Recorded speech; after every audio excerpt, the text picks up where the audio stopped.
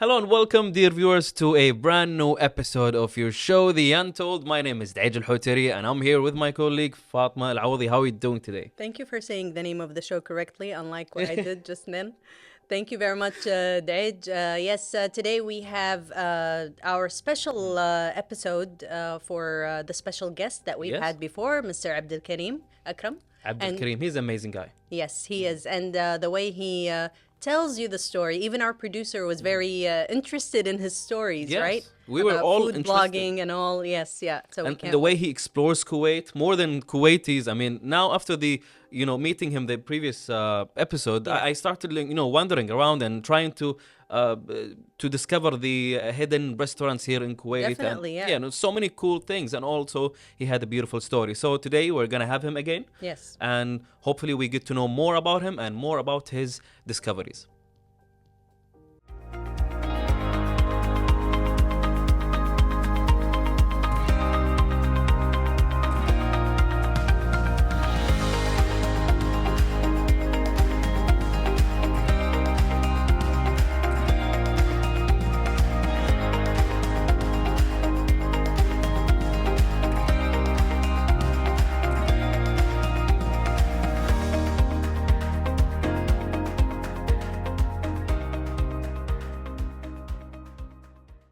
Welcome back, everyone, and welcome, Abdul Kareem, for another episode. We're very excited. Thank you. Welcome I'm back. honored. I'm honored to be here. Thank you so much for this opportunity once again. Yep, we are so happy and excited to get to know more about your stuff and your stories because last time it was amazing. It was, right? I glad. think this is going to be a trend. Now, Abdul Kareem, we're going to start with the first question. You've done the 1KD challenge where you spend 1KD for food. Is it doable? How practical is it? Well, if you look at it, let's say, for example, I do not have any money in my pocket today. Okay, say I have nothing in my pocket. If I subtract 900 fils from that 1 KD, I'm still left with 100 fils. Now, for 100 fils, I can buy 5 Irani breads. Right. That's still a lot of food. Yes. And I'm still left with 900 fils. Then I can buy a chai. I can buy 5 samosas from any Indian restaurant. I can buy the mushakkil sandwich. So the list mushakka goes. sandwich, yes, Exactly. one Yeah. of my favorites. So, I mean, the list goes on and on. I mean, there's so many options for us to just survive with that 1 KD. Obviously, the nakhibajilla is there. Yes. The nakhibajilla is enough for at least 2 people. Yeah, we have a Yes. list. Yes, we have a list. Actually, yes, and we do that after the middle of the month. Month, yeah. Once the salaries are finished. I know yeah. the prices of nakhibajilla, Yeah. like, right? One of them, like one bowl is Yeah. 350 fils. Yeah, yeah. So you buy 2 of your favorite and you're Absolutely, good. Yeah. absolutely. we do the math like in the middle of the month. So let's say, for example, I buy the Irani bread and that's just carbohydrates, right? I want to get some protein. I can buy milk. I can buy fresh milk. I want to get in some antibiotics. I can get honey. You know, you get the small packet of honey. I'm not sure if you call it a packet. It's a glass Yes, bottle. yeah. It's just for 100 fils. That's So amazing. there's so many options. You have chai, you have samosa, you have many of the Pakistani restaurants in Kuwait. They serve you something called keema paratha. Oh, Keema yes, paratha. keema. I love keema. and that's roughly around 300 to 350 fils. So that has carbohydrates and protein. Wow. Little bit of oil, but you're getting the whole macronutrient profile. Definitely. So we've done the lavish lifestyle of 1KD, right? And we've lived in luxury of 1KD. Yes. Let's What try about- to make it a little bit challenging, yes? Yes. How about 500 fils? Can 500 we? fils? Is it doable? For a day? Yes. Of course. I mean, like I said, again, I would, if I had 500 fils, I could survive the whole day. Simple as it is. The mushakkil sandwich is 100 fils. I could eat 3 of those, and that will literally fill me up. Breakfast, lunch, Breakfast, lunch. I was just going to say that Exactly. breakfast, lunch, dinner. Yeah. I've done it and actually. so, and then I'm still left with 200 200 fils. fils. Oh, And what are you going to do? I would buy 1 chai, of course. You need the caffeine to just, kickstart your day. And then I'm still left more with 100 100 fils. fils, yes. And with the Ice 100 cream. fils, I would What? buy Ice cream. ice No, cream. dessert. You can do Exactly. that. Yeah, could- I would buy ice cream, or I would buy sambusa. This, like I said, I mean, if we really have to survive with 500 fils, let's say, for example, I took 500 fils and gave it to one person who doesn't have anything in his pocket, he'll easily be able to survive in That's Kuwait, amazing. So the budget is there and everything is cheap. And like you mentioned, like in some Pakistani restaurants and other restaurants during the previous episode, but now as we noticed from your journey and exploration, you actually tend to discover old restaurants. Absolutely. And you highlight them. You tell us that there's this old restaurant here and that. So what makes you do that? What drives you to actually go and find these old restaurants around Kuwait and tell the people about them? So there's a deeper meaning to this, why I do this. And again, audience is the one who is supporting me. Without my audience, I wouldn't be anything. So what I do is try to relate through their emotions. Say, for example, there's a guy who lived in Kuwait in the 70s, and he left Kuwait and he went back to his home country. Doesn't matter which nationality he's from. Maybe he tried this particular restaurant which is still in Kuwait, and I can go and make a vlog about that restaurant, and you never know, this video might reach to him. And it happened. I made a couple of videos and I got messages from people who left Kuwait 20-30 years ago. Wow. And they messaged me, they were like, we used to visit this place. The reason why I choose these restaurants which are really old, and if you notice, if you go on my page, I always mention 30 years ago, 40 years ago, 50 years ago. So there's a deeper meaning to that. And again, these old restaurants, they preserve the cuisine, the taste, everything is preserved since the past 30-40 decades. So you're not actually targeting the new generation, but also the Absolutely. Okay. And I try to mix it up. So what food vloggers mostly do, this is what I notice, they either go in extremely high-end restaurants or the low-end. So I mix it up. I mix up the high-end, the middle restaurants, and the really low-end restaurants. Okay. Low-end as in, I'm talking about, those restaurants which are in a corner, very old, but they taste really good. Yes. Yeah. Yeah, I love those, the little gems that you discover Yes, in the exactly. city. Yeah. What about what kind of response do you get from restaurant owners or restaurants after they see your videos? Well, recently this happened to me. It's negative and positive. I'll talk about the negative part. The negative part was that so many people ended up going to his restaurant, he couldn't handle them after looking at my video. Because that video hit around 250,000 views, around 250,000 views, and he couldn't handle the crowd. And he called me, he said that it's a good thing, but he didn't expect so many people to turn up there. The positive side is that it made a lot of noise. It was a newly opened restaurant. He was very happy, he was very thankful, and I didn't expect that video to hit 250,000 views because That's Mashallah. amazing. yeah. So the only drawback was that he didn't expect so many people to turn up. But Okay. that was Yeah. this is a good thing. Actually. It is a good thing. I'm doing you a favor, yeah. buddy. Exactly. Yeah, I'm sorry. So this was my recent response I got from one of the restaurants, and mostly the restaurant owners, they get a lot of footfall, and a lot of my audience, they literally message me. They're like, Abdul Kareem, we actually saw your video and we went and tried those restaurants and the food turned out to be really good. So I kept that trust with my audience. Nice. How about the chef of the restaurant? Or Normally, I don't interact much with the chefs, but in certain cases, I do. If the food is really good, I'll ask the owner or whoever the person is there, I want to see the who's chef. making? Who is this? So this happened to me just 2 days ago. I went to this restaurant, newly opened restaurant, and I tried this dish called maqluba. I'm not sure if I'm pronouncing that I right. love this. And I to my love it. to my surprise, it was the first time I tried it. Although my neighbor was Palestinian as a kid, so I used to go to his place, and I used to have a lot of Palestinian dishes. But to my surprise, this was the first time I tried maqluba, and They're very delicious. it's so delicious with it's like the watery texture in the rice, and Yes, it's and the the vegetable the and meat the just eggplant. melts The and eggplant. Yeah. so I soft. actually had it for lunch today. That's why I'm like, oh, What a yes, I coincidence. remember, yes. So I literally asked the owner, I told him, who made this? I want to meet the chef. And the chef came out and he was Indian. Oh, wow. He was Indian. I was surprised. I was like, wow. I mean, Indians are known to make biryani and Indian food. But he apparently worked for a Kuwaiti family, and he worked there for a really long time. So he had that experience of cooking all these dishes. And apparently even the majboos is very nice over there. So in some cases, yes, I do meet the chefs, and if the food is really good. Yeah. So, what type of experience should we expect when dining at, let's say, expensive restaurants versus street affordable restaurants? Well, if you're going to expensive restaurants, right, they're categorized into two. Now, you have some restaurants which are charging you, but unnecessarily charging you. But Right. there are some restaurants which charge you, but they're like, my response to those restaurants, I tell them, take even more because your food is so good. I don't mind I paying agree. that. All right. I don't mind paying you extra because your Yes. food is so good. But like I said, there are some restaurants who overcharge you, but their food is not to that Not expectation. up to par. Yeah. And these restaurants, they should be thankful that we cannot say their names. You Yes. know, otherwise, I have a list right here, right?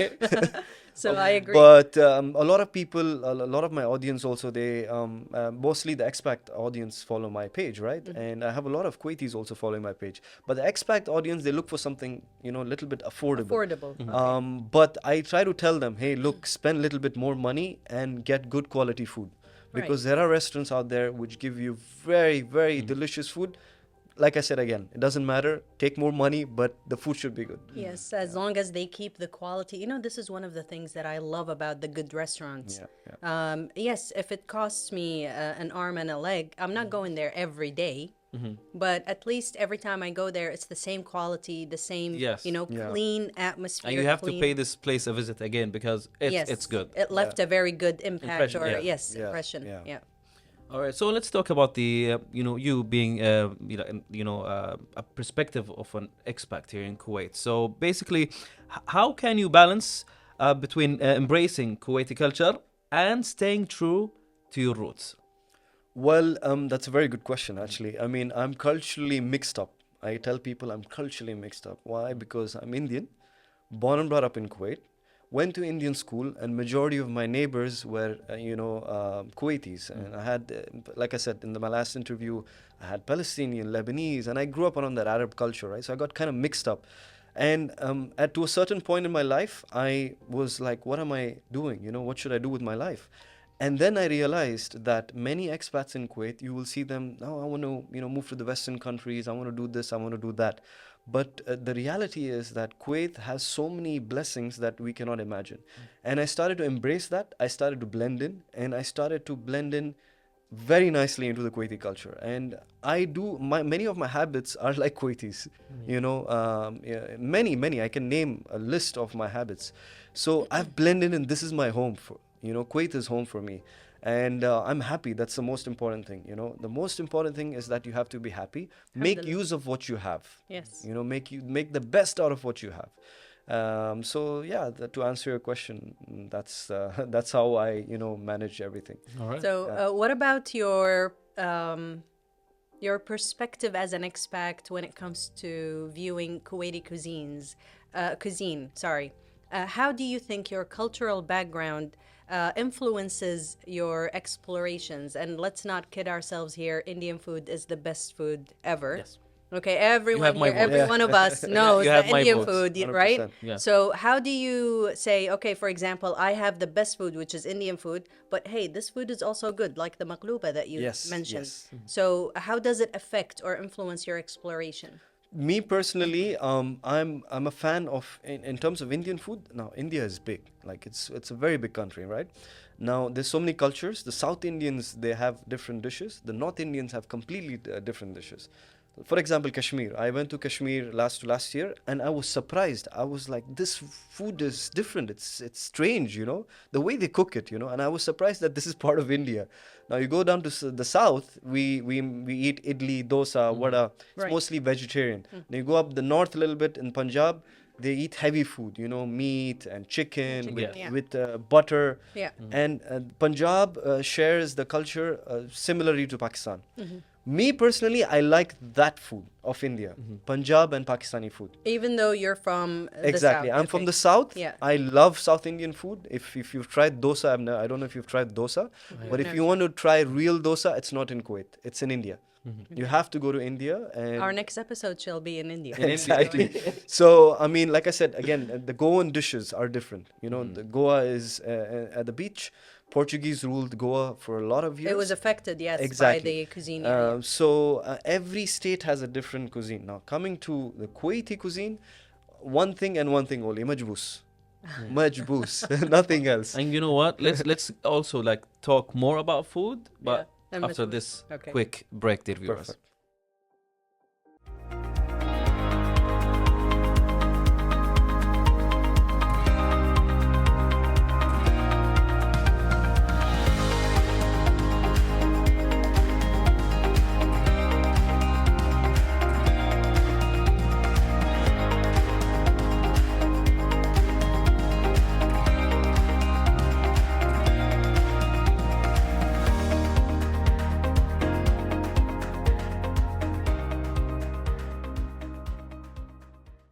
Welcome back, dear viewers, and we are back. So now let's get started about your feeds, your posts. It's always positive here in Kuwait, right? So what actually are some of the things that you truly appreciate about your life here, specifically in Kuwait?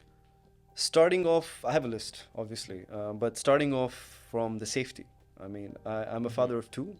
I can leave my kid in any mall, and even if he gets lost, I know I'm going to find him after a day because it's that safe. And I got lost as a kid, I remember, and I still remember it was 1993.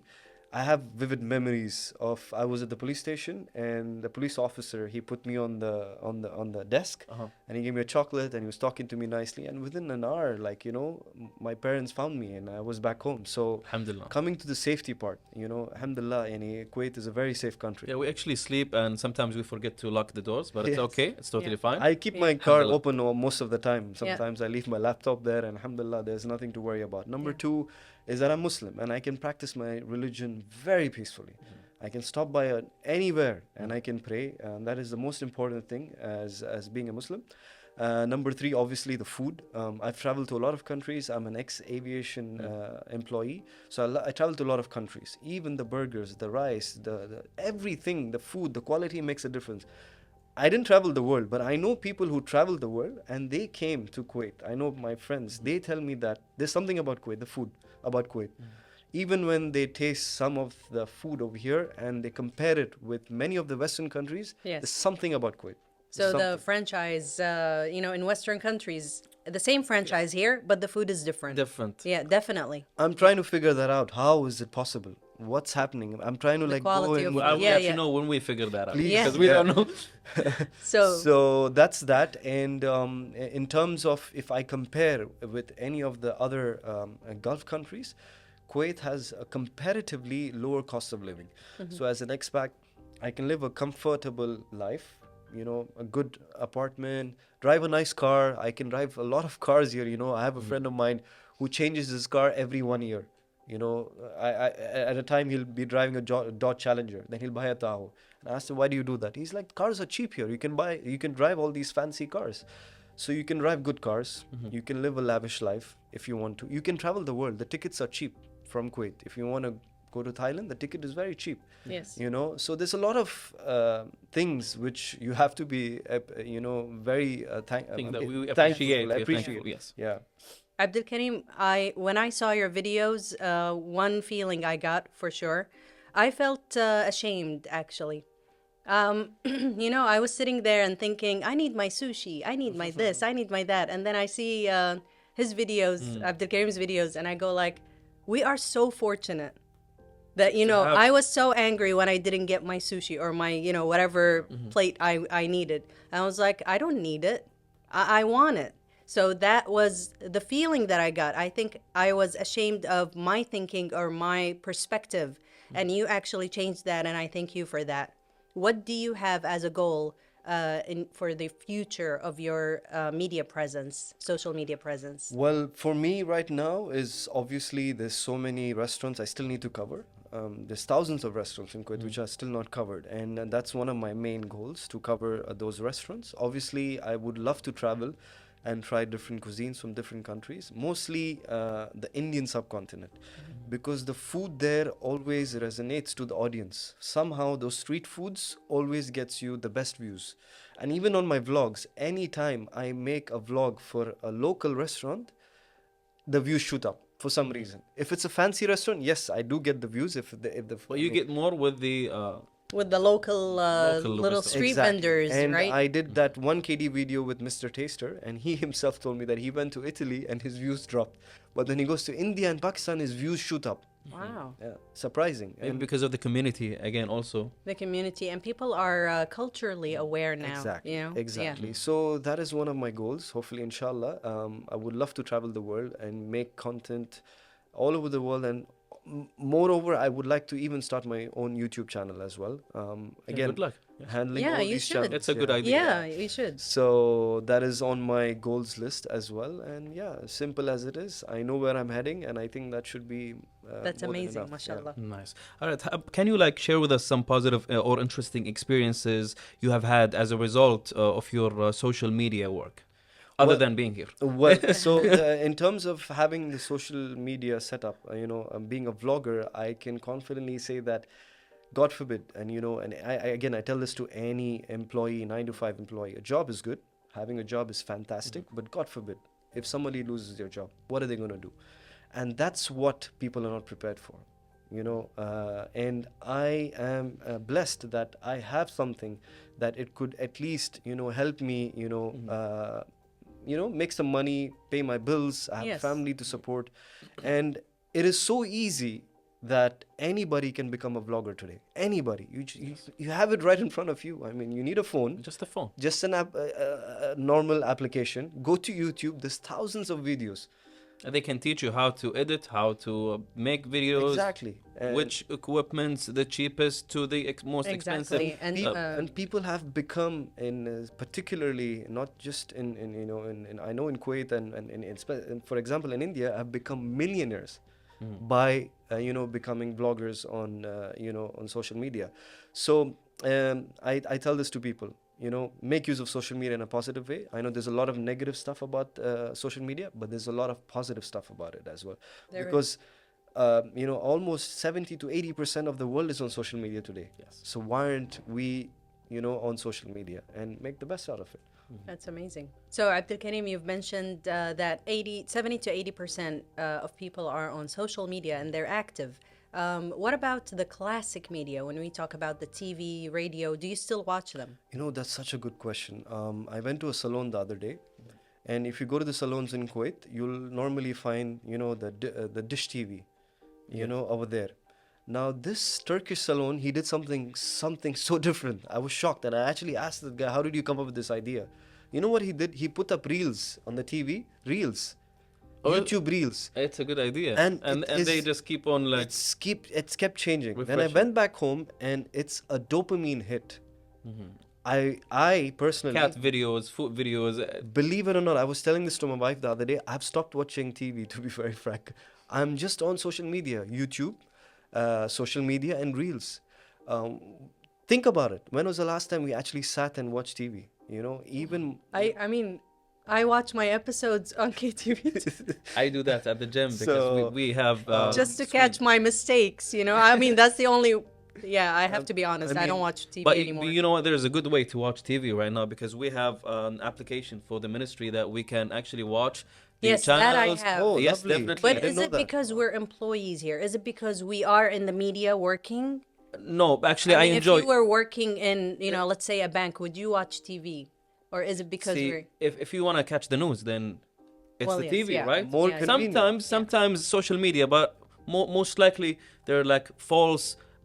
Yes, false Yeah. information. False Yeah. information. So basically, if you want to follow the The exact right, and yeah. right Yeah. information, it's Yeah, the Off the accuracy TV. is Yeah. on TV. Absolutely. and Yeah. you can have it on your phone as well. This is the only change that happened, which I think is a very good thing for TV. Yeah, it is positive. Yeah. Yeah. All right, so now let's talk about, like, based on your experience, which social media platform is the best for targeting the audience that you want, or in general? Is it going to be, are you talking about generally in Kuwait or overall? Kuwait. Kuwait. Okay. So I think Instagram. So it's classified, right? Facebook, Instagram, and TikTok. I noticed this. Facebook has very less Kuwaiti population on Facebook. Right. Yes, this is Majority true. of them are the millennial and the baby boomer generation on Facebook. Yes. The half of millennials, Gen Z, Gen Alpha are still kids. So millennials and Gen Zs are on Instagram. Millennials are not that active, but Gen Zs are completely active on social media. But even now, the millennials are mixing their old school knowledge with social media. So when I look at a Gen Z's content, it's completely different from a millennial's content, right? So, but Kuwait, in terms of social media, which platform? It's Instagram, because the algorithm for the reels, your reel can just go viral anytime, and if you're lucky, it might just push to the algorithm, and that's how I got lucky with the 1KD video. Yes. The 1KD video just went viral, and even today I'm randomly walking in avenues, they're like, you're that 1KD guy. Oh, You're that's the amazing. You Wow. know, that happens to me every other day. Even though I don't post about it on my stories or anywhere. I don't know if I'm a celebrity. I don't know if I have to You're call the myself. 1KD You guy. are, you That's are it. a 1KD guy. But every time I'm walking randomly, they're like, they look, are you that guy? And but one incident made me so emotional. It was in the masjid, and there was this kid staring at me, and I knew there was something wrong. He came up to me, he's like, AK Food Vlog, I'm a big fan. He was just 7 years old, So you can imagine, even a 7-year-old is on social media. Yes, So social media has, all the kids have tablets now. Absolutely, Yeah, they must absolutely. watch videos and yeah. on social media. But again, yes, we have to be aware of what we show Yes. to our kids, 100%. just for the Yeah. dear viewers. 100%. And now you've ventured into other countries, reviewing other restaurants outside of Kuwait. Can you please tell us about that experience? Well, I just got back from Dubai, and I covered a couple of restaurants there. I was there for a very short time, but one of the restaurants was this place where they served chapli kebab. Was something I tried, and like I said, I always wanted to go and target the local restaurants. And again, I'm still new to my food vlogging journey, so I built my base in Kuwait, alhamdulillah. Now the goal is to travel. And surprisingly, last year I went to India and I didn't make vlogs there. And at that time, my followers were just like 5,000. And when I came back, I made the 1KD video and my followers just shot up, Now with this amount of followers I have, I believe that if I go to India and make some vlogs, and You're gonna make I some am viral waiting. videos. I am Yes. dying Exactly. to see those Exactly. new blogs. If you go to India, when you yes. go, Yeah, inshallah, yeah. you have to. For You have sure. to do the Yes. street food and Hun- everything. Yes, 100%, because 100%. we're watching. A lot of people 100%. are watching, and Yeah, we yeah. want to know your Yeah, input. Yeah. All right. So now, lastly, before we finish the episode, of course, I think we are running out of time. So Abdul Kareem, for our audience who might be interested in exploring Kuwaiti culture, what tips would you give them for finding the hidden culinary, like the gems in Kuwait, the restaurants and all these beautiful things that we have here? Well, first of all, I would say obviously follow AK Food Vlog. You'll see all the videos there. But apart from that, I would say there are two areas in Kuwait where I would say there's so many restaurants which we haven't explored, which is Ardi Harafiya, Yes. next to the industrial area. Yes. That place is huge, and there's so many restaurants there that even if you cover that whole area, it'll take you like maybe 1 year because there's so many hidden restaurants, And Aswaq Al Grain. Next to Yes. Lulu over there behind, there's also a lot of restaurants there. So if anybody is confused where to head, these two areas, go there. You will find like at least lots of more than restaurants over 1,000 restaurants easily. I agree with Yeah. Aswaq Al Grain. Yeah. Yes, because it's right near where I live. I know it like the back of my hand. The restaurants there are amazing. Yeah, some of them are really nice. And I ended up discovering one Afghani restaurant because Yeah. I was like, there's no Afghani restaurants in Kuwait. Yes, you have Pakistani, you have Indian, but Afghani where? And I ended up finding an Afghani restaurant there. Yes. And so, yeah, I mean, I would suggest people to go to these two areas and you'll definitely find some good Yeah, they will restaurants there. explore beautiful and amazing and delicious restaurants Yes. here. in Thank you Kuwait. very much, Abdul Kareem, you. for your time, and thank you for this Thank you. Thank you. interview.